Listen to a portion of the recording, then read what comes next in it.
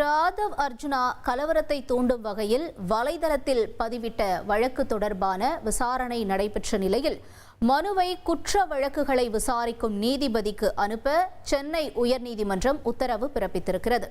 வழக்கை ரத்து செய்ய கோரி திரு ஆதவ் அர்ஜுனா மனு தாக்கல் செய்திருந்த நிலையில் இவருடைய மனு மீது நவம்பர் 6ஆம் தேதி நீதிபதி ஜெகதீஷ் சந்திரா முன் விசாரணை நடத்தவும் தொடர்ந்து குற்ற வழக்கு விசாரணை நீதிபதிக்கு மாற்றம் செய்யப்பட்டிருக்கிறது.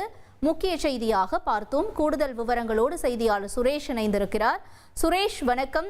முழு விவரங்கள் என்ன? வணக்கம். கரூரில் தாவேகா தலைவர் விஜய் பிரச்சாரத்தில் செய்த போதே ஏற்பட்ட கூட்ட நெரிசலில் சிக்கி 41 பேர் பலியான நிலையில அந்த வழக்கு சம்பந்தமாக தாவேகா நிர்வாகிகளை காவல்துறையினர் கைது செய்தனர். இந்த நிலையில தாவேகாவினுடைய தேர்தல் பிரிவு பொதுச் செயலாளர் ஆதவ் அர்ஜுனா தன்னுடைய எக்ஸ் தள பக்கத்துல ஒரு பதிவு ஒன்றை வெளியிட்டார். அந்த பதிவில் அரசின் அடக்குமுறைகளுக்கு எதிராக இலங்கை, நேபாளம் போன்ற நாடுகளைப் போல ஜென்சி புரட்சி ஏற்படும் என்று தமிழக அரசை எச்சரிக்கும் வகையில் அந்த பதிவை அவர் செய்திருந்தார்.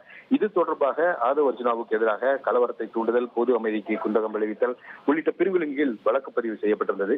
இந்த வழக்கை ரத்து செய்ய வேண்டும் என்ற கோரிக்கையுடன் ஆதவ் அர்ஜுனா சென்னை உயர்நீதிமன்றத்தில் மனு தாக்கல் செய்திருந்தார். அந்த மனுவில் பதிவிட்ட 34 நிமிடங்கள்ல அந்த பதிவை நீக்கிவிட்டதாகவும், அரசியல் உள்நோக்கத்தோடு தனக்கு எதிராக இந்த வழக்கு பதிவு செய்யப்பட்டுள்ளதாகவும், தன்னுடைய எக்ஸ் பதிவு பொது அமைதிக்கு குந்தகம் விளைவிக்கும் வகையில பதிவிடவில்லை என்றும் அந்த மனுவில் அவர் தெரிவித்திருந்தார்.